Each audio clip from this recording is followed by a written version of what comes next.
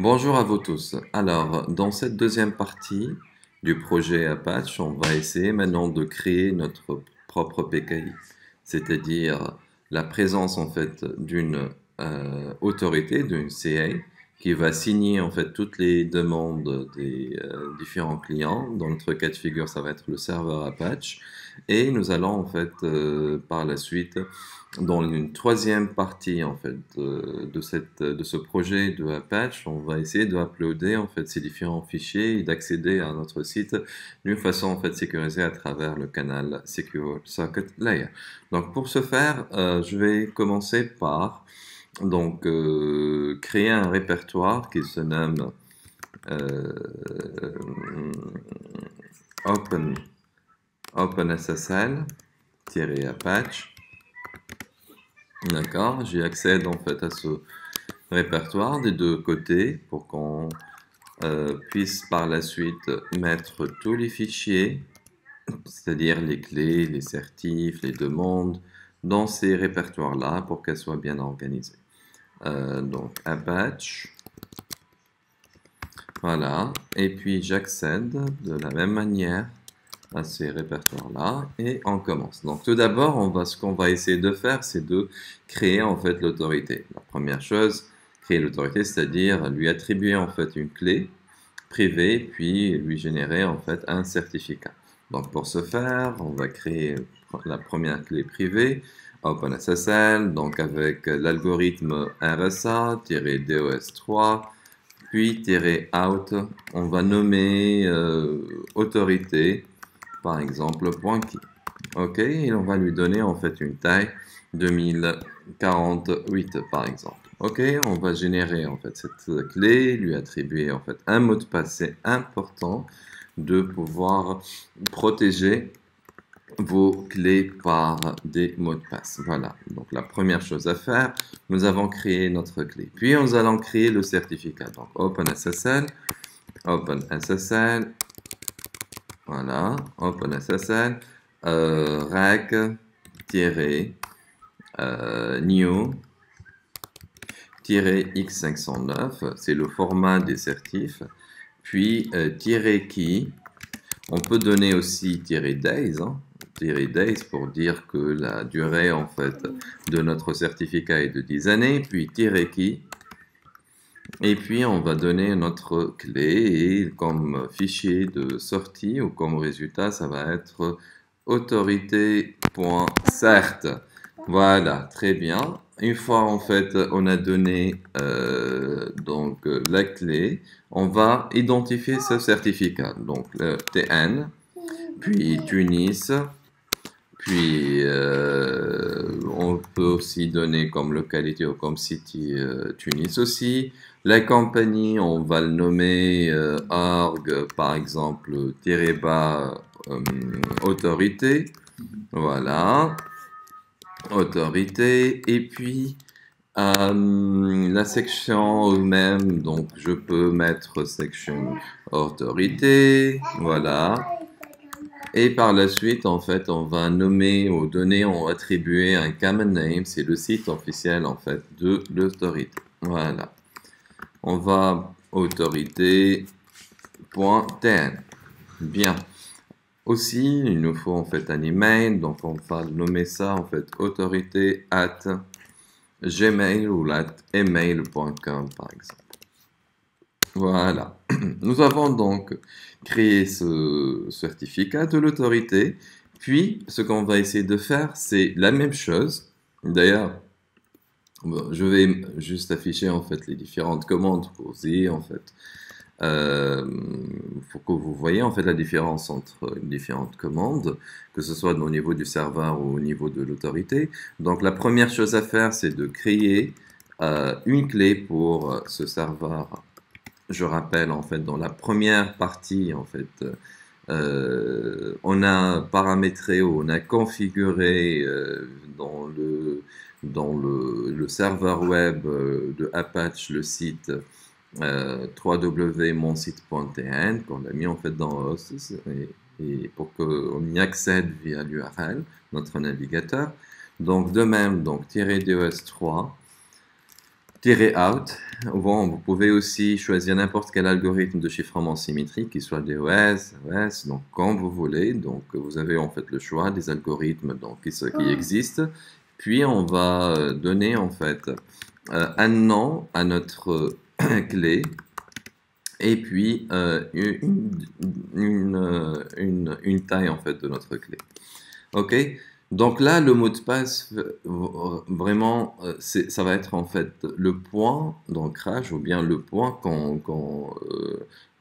à chaque en fait redémarrage du service Apache, il va demander en fait le mot de passe de la clé en fait du serveur parce qu'on va l'intégrer dans le fichier de configuration de Apache et ça va nous permettre de vérifier si notre en fait manipulation est convenablement faite ou pas. Ok, donc ça va. Je donne en fait des mots de passe en fait du même nom des fichiers pour que je me rappelle en fait. Mais bien sûr, nous sommes dans un cas en fait donc pratique, mais en local du coup, juste on essaye en fait de faire les choses convenablement.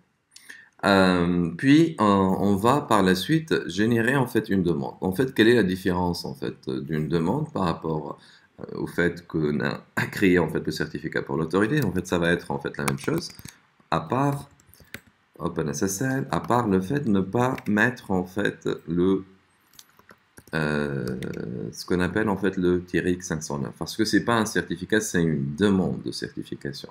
Et aussi dans une demande, on n'a pas en fait la possibilité de mettre la durée en fait. Donc directement, on passe à -key, on donne en fait le serveur key, et puis -out. Là, on va le nommer en fait serveur.demande. C'est le request en fait. Ok, et puis on lui donne le mot de passe. Voilà, on identifie notre serveur, TN, Tunis. De même, bon, le serveur il peut être hébergé n'importe où, mais bon, juste là pour l'exemple, donc org, serveur, puis section, serveur aussi, et puis le command name, ça c'est très important, ça, il doit être le même nom du site qu'on a mis dans hosts, ok? Donc je rappelle, en fait, là, ce qu'on a essayé de voir dans la dernière manip, en fait, quand on fait le getEnt hosts, en fait, là, on a nommé en fait mon site.tn. Donc, on aimerait bien en fait garder le command name de la même chose. Donc, mon site.tn. Parfait. Et puis un email éventuel. Là, je vais mettre mon site @email.com par exemple. Voilà. On peut esquiver les deux options. Ok. Alors, par la suite, qu'est-ce qu'on a obtenu? En fait, on a obtenu la clé et la demande en fait du serveur. Ce que je vais faire par la suite, c'est de l'envoyer en fait à la machine autorité. Donc, pour ce faire, on aimerait bien en fait avoir le hostname, ou plutôt l'adresse IP en fait de cette machine, et puis le PWD pour pouvoir mettre un SCP en fait dans cette commande-là. Voilà, serveur.demande, et puis on va l'envoyer à la machine Kali at l'adresse IP, donc ça va être 192.168.56.103. Et puis deux points le chemin, donc on va le mettre dans Home, Kali, voilà, et puis Open SSL-Apache. Voilà, voilà, donc le connection refuse, vu qu'on doit redémarrer en fait le service de Kali, donc system ctl restart SSH, voilà, on lui donne le mot de passe, voilà, et on reteste, voilà, tout va bien. On lui donne le mot de passe de la machine, voilà, très bien, et la copie a été faite convenablement.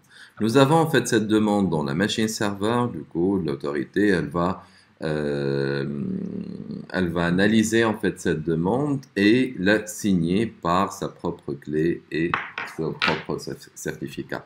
Donc pour ce faire, donc OpenSSL, OpenSSL-X509, puis X509 plutôt -rec, X509-rec, et puis -out, ça va, c'est plutôt -in, ça va être en fait la demande en entrée, on l'a nommé serveur, voilà, -out, c'est le certificat, donc serveur.cert, et puis -ca, on va donner en fait le certificat de l'autorité qui se nomme en fait autorité.cert, puis -ca qui, voilà, -ca qui, on va donner plutôt la clé de cette autorité, et puis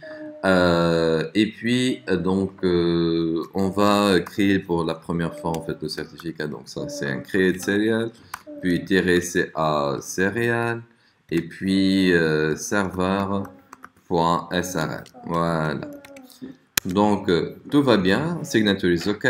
Par la suite on va donner en fait le mot de passe de cette autorité. Voilà, très bien. Donc ce qu'on a obtenu maintenant, c'est le certificat en fait du serveur.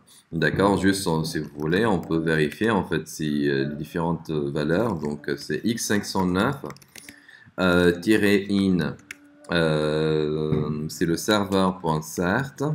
Voilà, et puis par exemple subject, si on veut voir le subject donc de ce certificat, le issue de ce certificat, le fingerprint de ce certificat, le dates par exemple.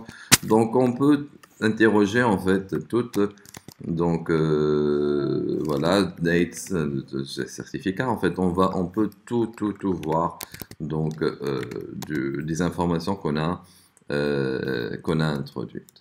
Donc no out, voilà, et puis en fait on aura en fait toutes ces informations là, et là vous pouvez vérifier en fait que là c'est le client, c'est qui se nomme en fait mon site www.monsite.tn, qui a été en fait signé par cette autorité là. Alors juste après on va envoyer à la machine serveur donc on va envoyer à la machine serveur le certificat de l'autorité et le certificat en fait du serveur. Donc comme d'hab, donc SCP, on envoie donc alors l'autorité, donc c'est cert, et puis le serveur c'est aussi serveur.cert. On va l'envoyer à la machine, donc Ubuntu, la machine serveur, donc Suhaib at 192, voilà, 192 168 56 106, voilà, et puis deux points, et on va mettre en fait le chemin, donc à savoir home Suhaib, et puis desktop, et puis open ssl-apache, voilà. Il demande le mot de passe de la machine distante et les deux fichiers ont été copiés. On vérifie. Voilà, nous trouvons en fait donc nous trouvons en fait nous trouvons ces deux fichiers qui ont été envoyés de la machine Kali vers la machine serveur. Très bien. Donc là, on va plus en fait travailler sur la machine en fait Kali, on va travailler sur la machine serveur, sur la machine où on a pu en fait sauvegarder donc le serveur, sauvegarder plutôt les fichiers, les différents fichiers en fait de Apache. Donc juste un petit rappel en fait de ces différents fichiers. Donc c'est l'autorité.cert, le serveur.cert, ce sont des certificats respectivement de l'autorité et du serveur. Là la demande on n'en aura plus besoin, et puis le serveur.key. En fait, on a besoin, à part ces fichiers-là qui vont être en fait intégrés dans les fichiers de configuration de Apache dans la troisième manipulation, ce qu'on va essayer de faire après, ce qu'on a besoin maintenant, c'est ce qu'on appelle en fait l'enveloppe. On va mettre en fait la clé et le certificat du serveur dans un même fichier en extension PKCS12. Juste, je rappelle en fait là, par rapport à notre site, si on passe sur Preferences par exemple, et on essaiera en fait de uploader le certificat du serveur, normalement, ce qu'on va essayer de trouver en fait là, lorsqu'on va uploader ce certificat, on va trouver l'extension PKCS12 en fait dans Your Certificates. Donc là, vous voyez, en fait, l'extension c'est PKCS12. Donc nous, ce qu'on va essayer de faire, c'est de pouvoir en fait générer cette enveloppe-là.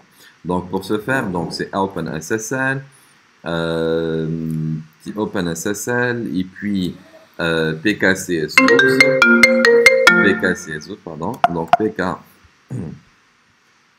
PKCS12, PKCS12 et puis